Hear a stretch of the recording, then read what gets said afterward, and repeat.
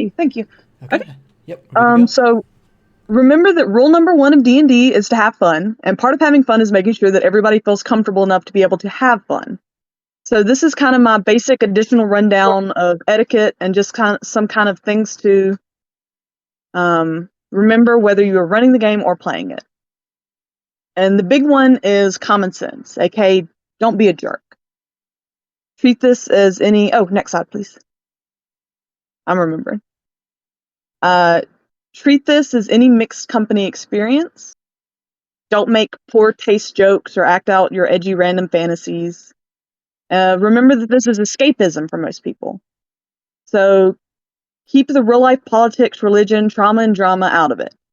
Now, there is some mileage variation with this, and that's why it's important to set expectations.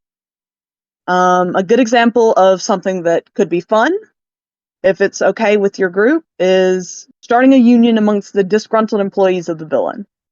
Had that happen in one of my games, it was hilarious. Something that's not cool, like ever, is making unwanted sexual advances because it's in character. There's another person on the other end of that, whether it's a PC or an NPC.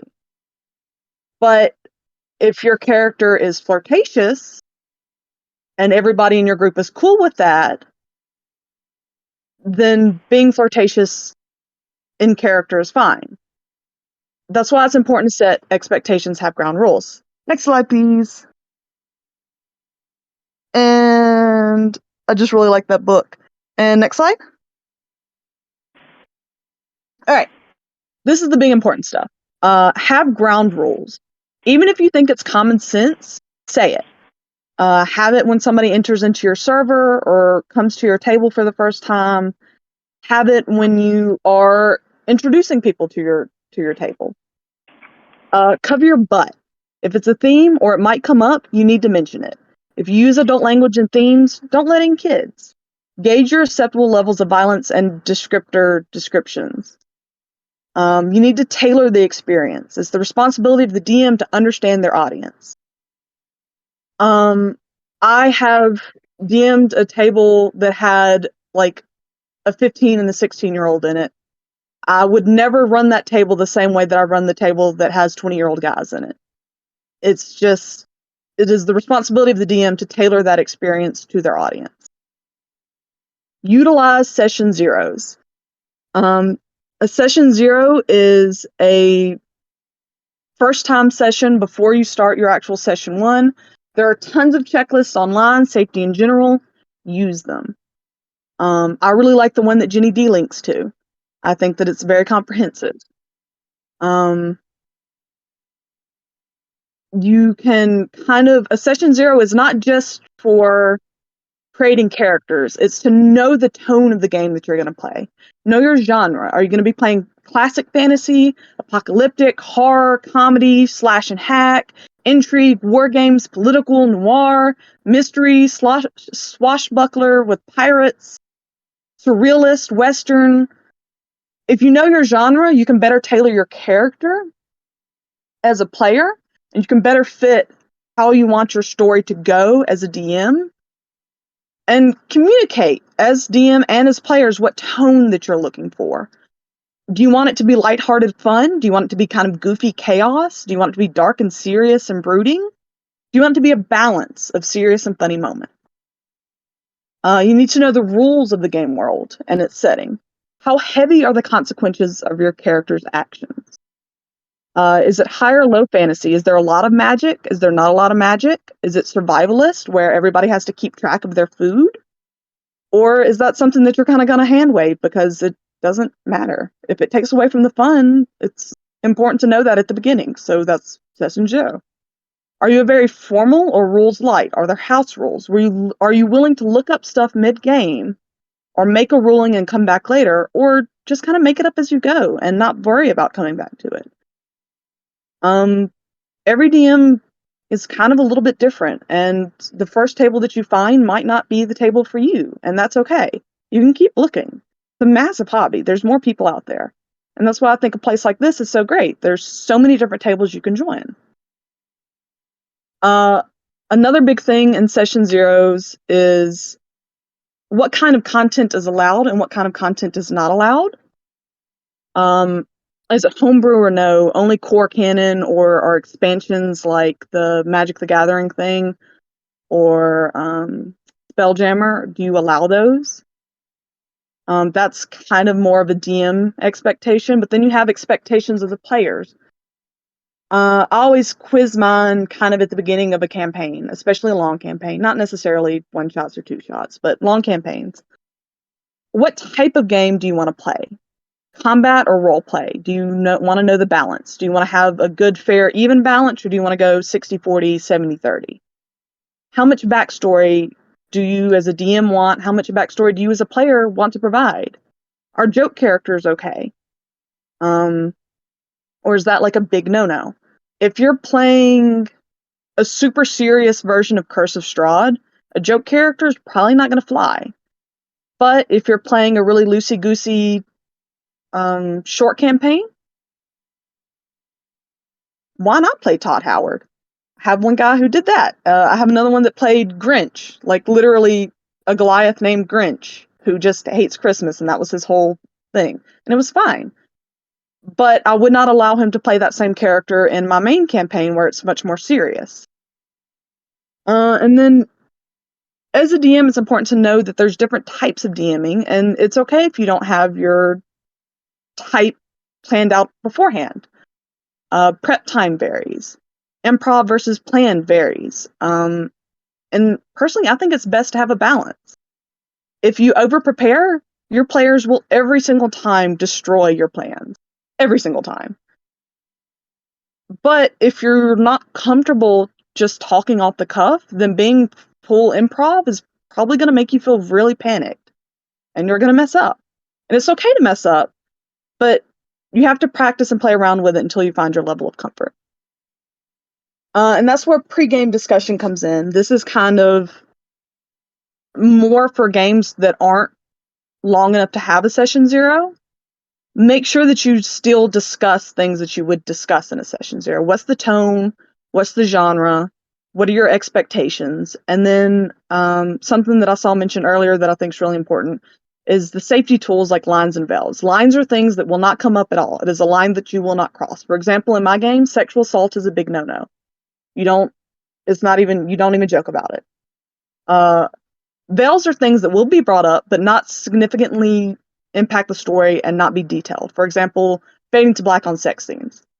I run a D&D table with my little brother. It would be very uncomfortable if we role-played out sex scenes in game.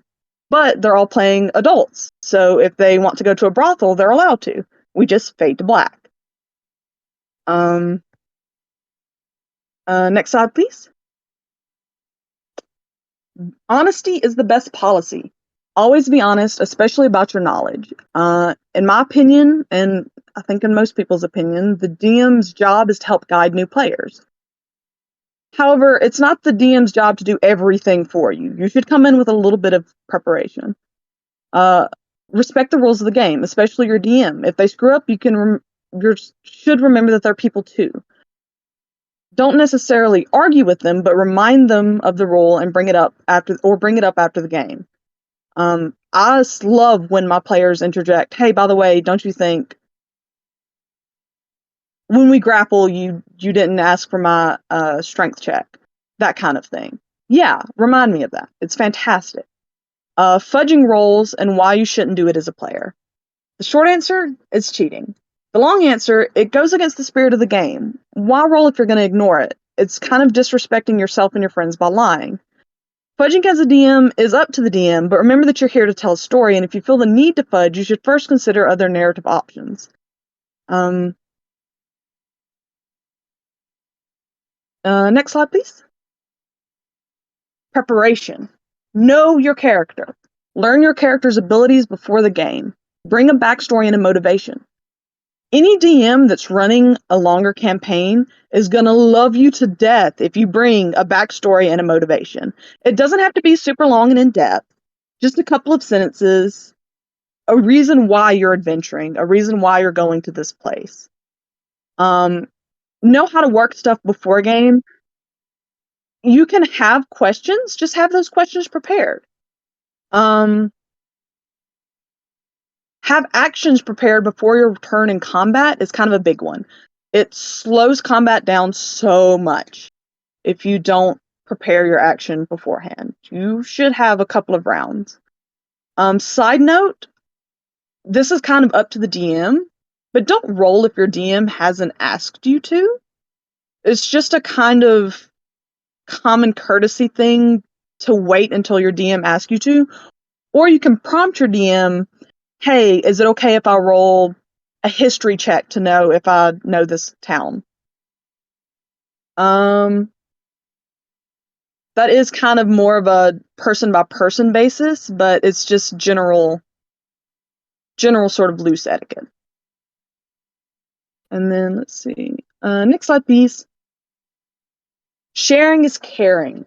Share the spotlight. You don't want to have main character syndrome. You don't want to pretend that your person's the most important person in the game. You have to remember that D&D is collaborative. It's collaborative storytelling. Collaborative means everybody works together. For DMs, it's important for you to remember to ask each group member what they want their character to do in a given situation. Make sure that everybody has a chance to give their input. Ask for their opinion when forming a plan. If you notice someone being quiet, maybe speak up for them a little bit. Look for moments that set each other up for success. Make sure that the rogue knows that there's a lock that they can pick, or make sure that the wizard knows that they can examine this magical artifact. Understand each character's motivations and help build the story towards important moments for them, especially in longer campaigns. Giving them each a moment to stand out is just nice. It feels really good when your character gets to go out and have a moment to shine. And including every single person's character is vital to making sure that everybody feels welcome and fulfilled at the table. For everybody, take turns. Crosstalk is kind of one of the biggest pitfalls of online D&D. In person, when you talk over each other, you can kind of see it coming. And in Discord, it's harder.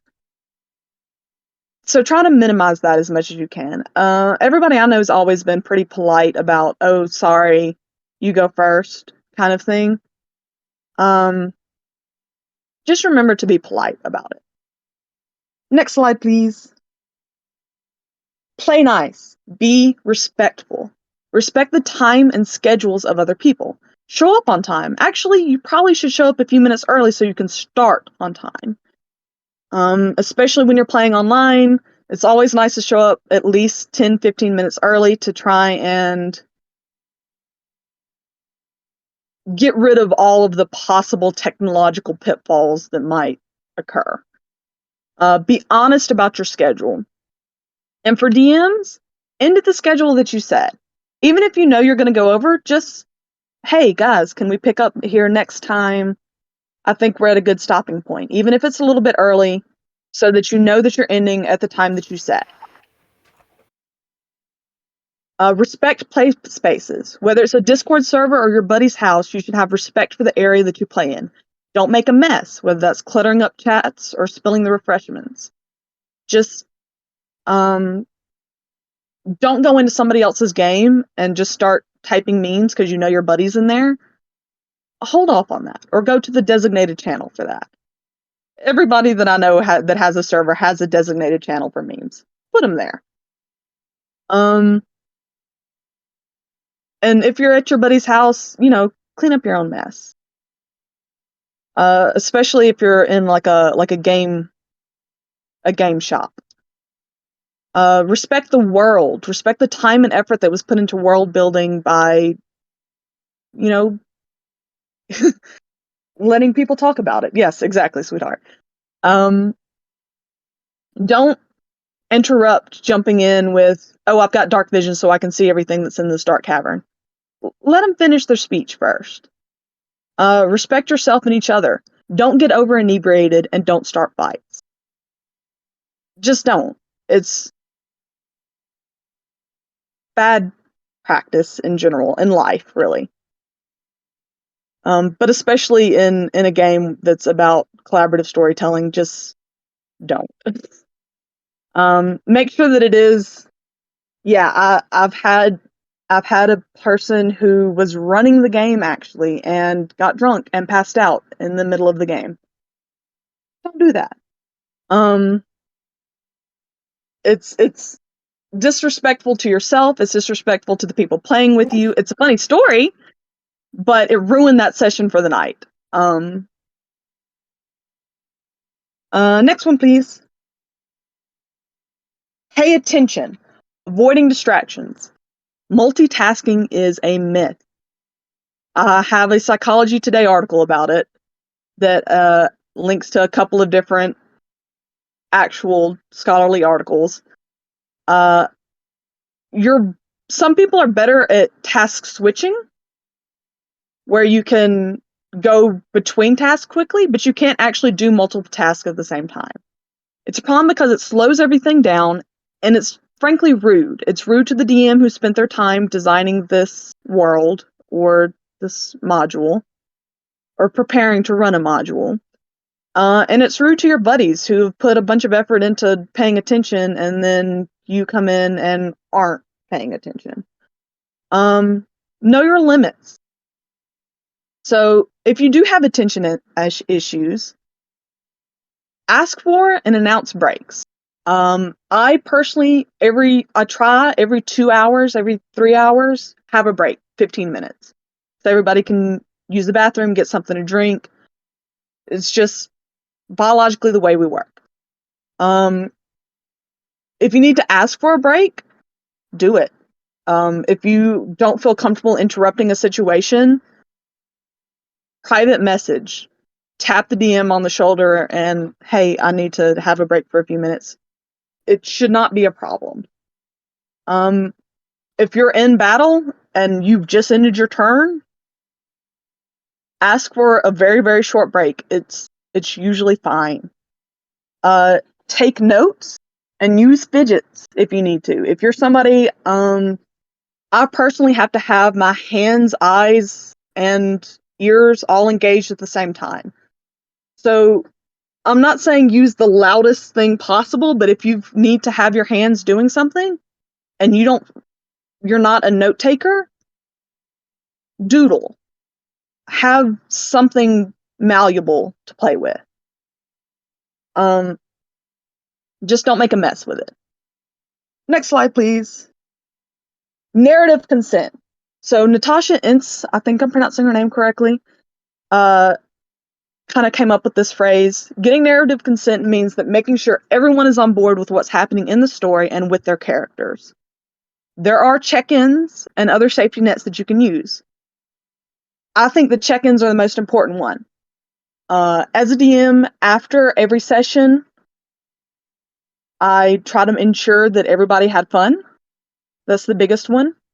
And then after every handful of sessions, or if we have a session where something particularly heavy happened, like a character almost dying or a particularly grotesque scene occurring, yes, I'll get to that in a minute. Just check in with a person. Come in with an open attitude of, I accept criticism if I need it to happen.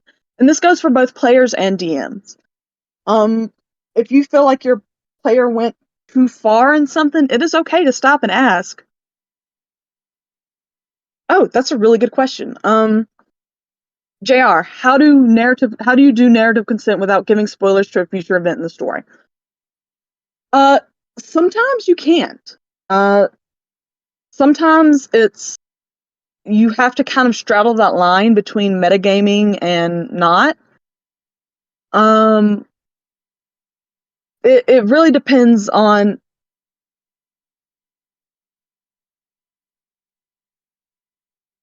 like,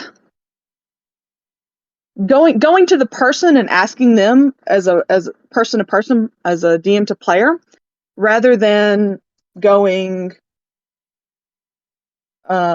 storyteller to player character, if that makes sense. I'll come back to that. Next slide, please. don't be that guy. So I mentioned it a couple of times now, metagaming. If you're super new, you probably don't know what metagaming is. It's using knowledge outside of the game to get an in-game advantage. So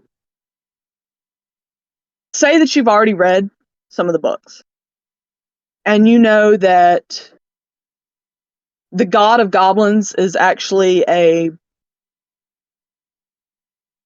conqueror god who kind of stole the goblins from the Feywild by conquering their previous god. But you, in character, are playing a human who has no reason to know that, would never know that.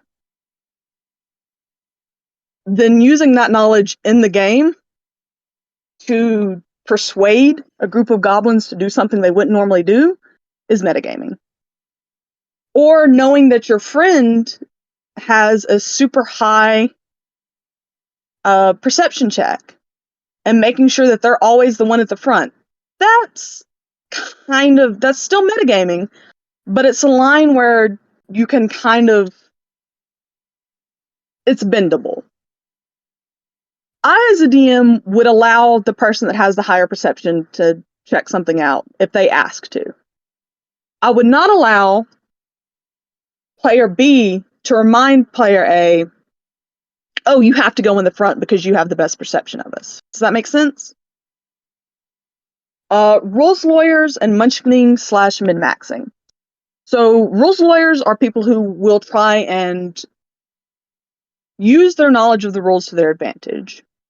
Which, yeah, everybody should try and know the rules, right? Not if it means bending the rules to get what you want. Munchkining and min-maxing is a link between immaturity and power gaming. So knowing the rules is fine, great even, and it's fine to remind the DM that something has been forgotten or skipped over. We're human too when we make mistakes, and very few people have all the source books memorized, especially since new source books come out every couple of months. But you have to remember that the DM has final say. Starting a fight about something you read slows the game down, and if you can't bring it up in a civil manner, don't bring it up. Nobody likes a know-it-all. But there's a right way to do it. You can come in and politely say, by the way, you totally forgot that I have a DC check for that spell. Let's just say it's a dexterity check and you forgot it. Oh my god, I'm so sorry. Let's go back and roll that now. That's fine. Trying to come in and start a fight is going to slow the game down and is just kind of rude. And that's not just from player to DM, that's also DM to player or player to player. Helping a new player is fine. It's great even. We've all been new players at some point where we didn't know all the rules and we didn't have a lot of background on how to do stuff. But telling another player what to do or how to play is rude as all get out. So you can look at a new player and suggest, hey, make sure that you remember to rage at the beginning of this because you're a barbarian and rage is your ability and you haven't done it yet and it's been 2 rounds of combat. Oh yeah, that's awesome. I totally forgot that I had that ability. Okay, that's fine.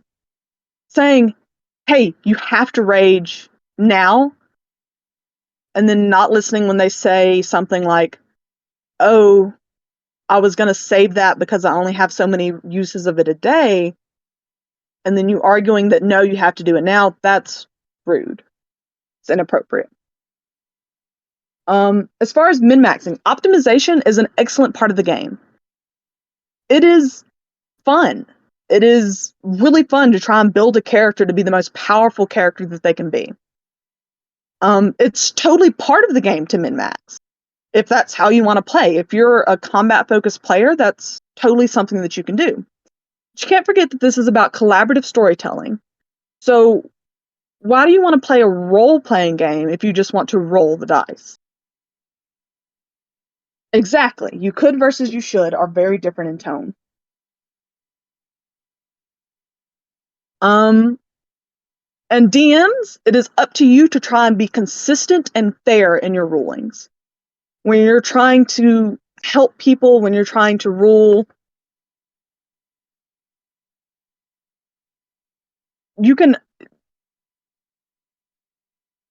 it is important to try and be as consistent as possible in your rulings. And most DMs struggle with it, or at least I know I do.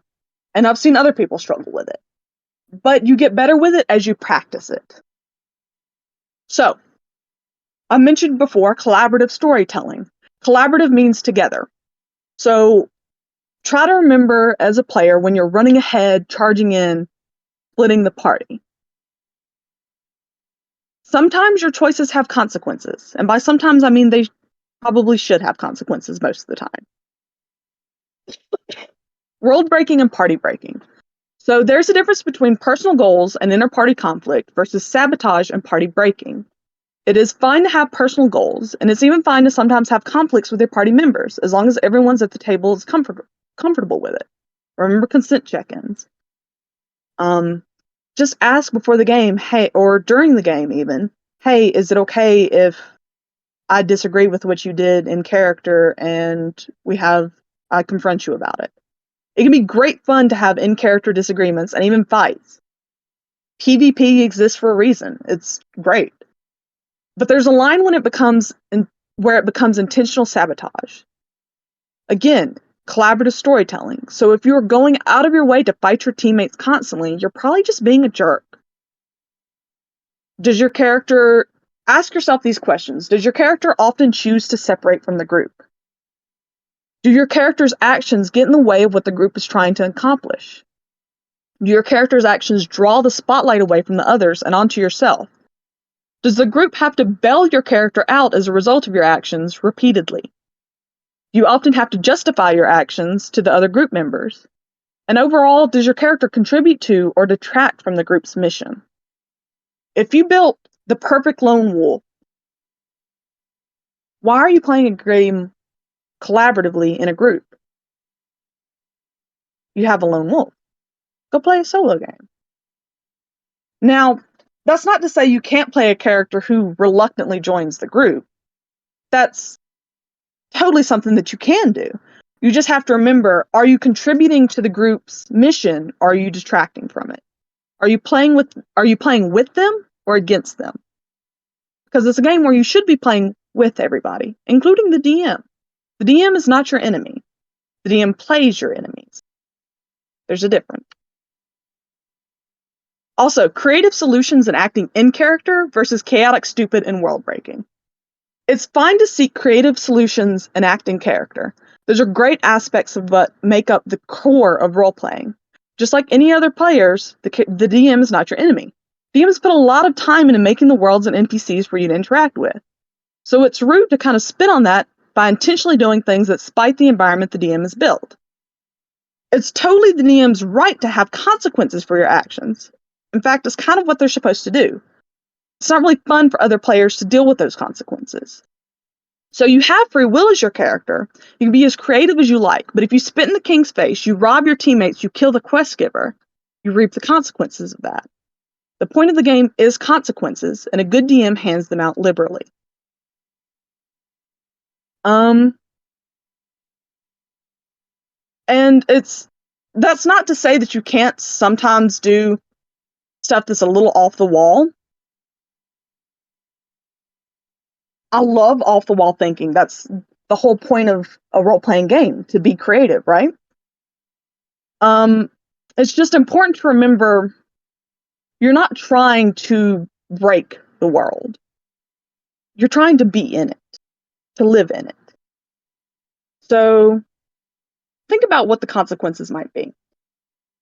The exception is there is sometimes a game where it's okay to just go wild, but you have to make sure that you're in that game. I have a campaign specifically called Dread Incarnate, which is specifically to link one-shots together where my players can do whatever they want. They can play chaotic evil, they can play chaotic stupid, but they keep it to that game and they do not bring it into my main campaign. So think about asking, before you even start to play, what are the consequences for my character going to be if I choose to do X, Y, and Z? Next slide, please. Keep it off the table. So before you go into having conflict resolution, you need to make sure that something is a conflict. Talk with your other players. When to warn and when to boot. It's up to you, but consider the other comfort of the other players at the table. What is a line versus a hard stop kind of depends on the people at the table. And it varies table by table. There's also this kind of concept of punishing a character. Don't do that. If you're going to punish a person's actions, make sure that you're punishing the right person. So that's what keep it off the table means. Don't derail the game to specifically punish a person's player character for something that the person themselves did.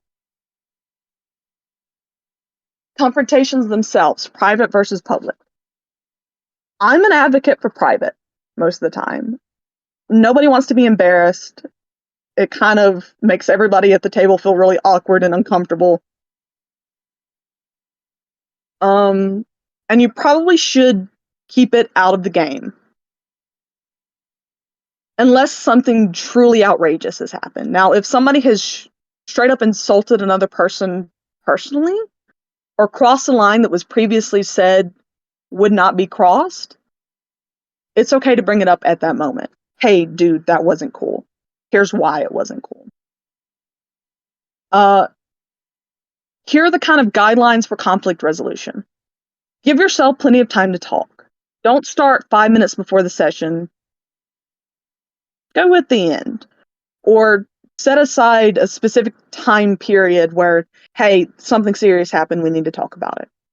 Make sure that you outline what you would like to communicate. What are you trying to actually tell the person? What do you think went wrong? Stick to facts, not subjective opinions. What happened, not what you think happened. What you feel like happened. Exactly what happened. Use I statements. I feel like this when blank happened. It's always best to go in assuming that the player isn't trying to upset other people on purpose. Sometimes people just make mistakes. Sometimes they just say something they probably shouldn't have. It happens, especially in high emotional situations. Ask questions and seek to understand. Try to understand their point of view, why they said what they said or did what they did. Consider solutions and work together to find one that works.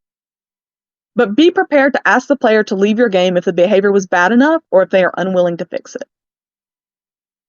Be prepared to say, hey, I don't think my table's the table you should be at. And constraints. Defense is the best offense. Making sure that you know the tone of the game that you're going into, what topics might be covered that might be uncomfortable, what people don't want to be brought up at all. If you cover that beforehand, then they shouldn't have an excuse to do it in game, right? So just defense is the best offense. Be prepared. Next slide, please. All right, other stuff to know.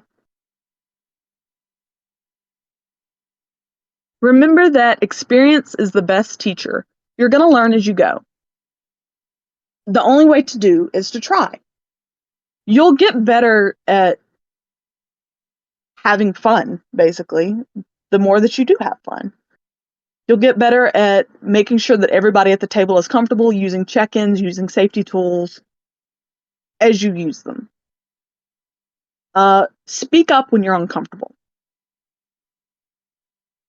My DMs are always open to my players. If they ever feel like I've done anything uncomfortable or if another player has done anything to make them uncomfortable, private message right then and there. In person, it's a little bit more difficult to just quickly and quietly shoot a message. Write a message. Slip it to them on a piece of paper. Find them on the way during the bathroom break. And a good DM will anonymously bring up what's happened. Remember to be creative. A lot of people kind of, especially newbies, kind of forget that there are actions you can take other than attack. You can dash, you can disengage, you can dodge, you can grapple, you can help, you can hide, you can improvise, you can use an improvised weapon, you can ready, you can search, you can shove, you can have an object interaction, you can talk, you can move. There's other stuff you can do than just attack. Be creative with it. Remember that there are some unusual rules, like grappling, using improvised weapons, using items and spells unconventionally. DM rulings. If you want to question a ruling, usually I would do it right then and there. A good DM should be comfortable saying, yeah, I asked you to use investigation because you're looking for something specific instead of perception, which I consider more for general looking around. Or explaining a ruling. You should be comfortable explaining a ruling. If you're not comfortable explaining it, then why did you do it? Even if it's something as simple as, oh, I didn't think of that. That's a good point. I would allow that as well. Rule of cool. You should be able to explain, I'm going to allow you to do this just because I think it's neato. Sorry, JR.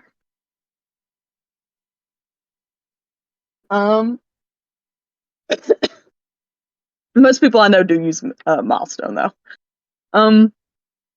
Just because why add the extra math? Joining games, approaching a DM, be polite. Most most DMs love to have new players. Unless they have a super dedicated group that's always available when they want them. It's just like approaching anybody for anything else. Be polite. When you're approaching players, be welcoming, be warm. Be upfront about what you expect from them. I have a little list of 4 things. My table is about fun, but here are the rules that... Oh, yeah, slide change, please. There we go.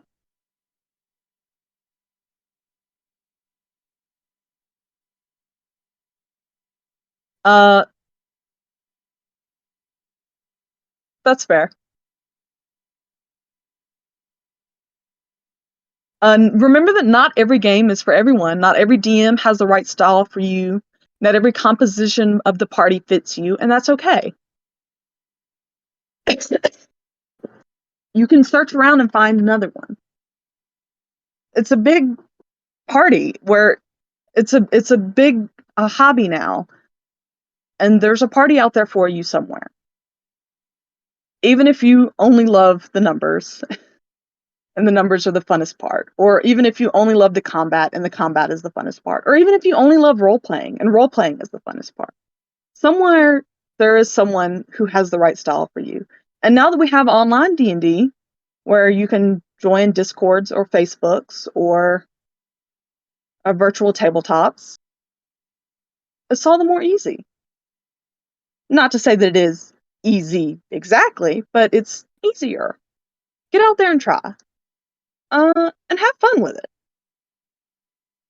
And any questions?